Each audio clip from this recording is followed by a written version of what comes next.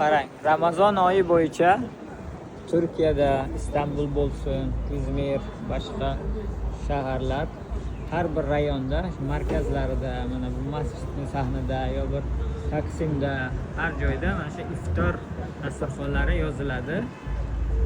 Xohlagan kishi keladi, qiziqib.